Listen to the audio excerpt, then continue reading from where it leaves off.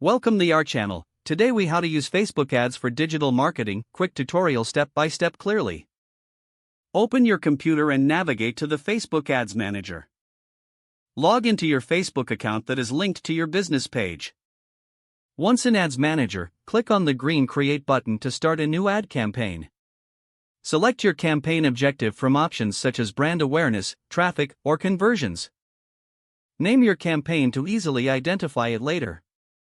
Set a budget for your campaign, either daily or lifetime. Choose your target audience based on demographics, interests, and behaviors. Use the Audience Insights tool to refine your target audience further. Select your ad placement, either automatic or manual, depending on where you want your ads to appear.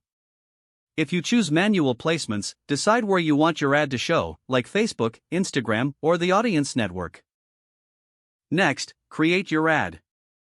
Choose the ad format you prefer, such as single image, video, or carousel. Upload your visual content and ensure it meets Facebook's ad guidelines. Write compelling ad copy that clearly conveys your message. Include a strong call to action that encourages users to click on your ad. Preview your ad to see how it will appear across different devices. Once satisfied with your ad setup, click the Publish button.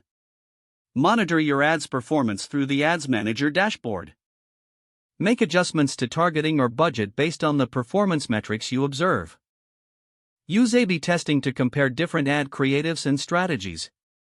Continue analyzing your results and optimizing your campaigns for better performance over time.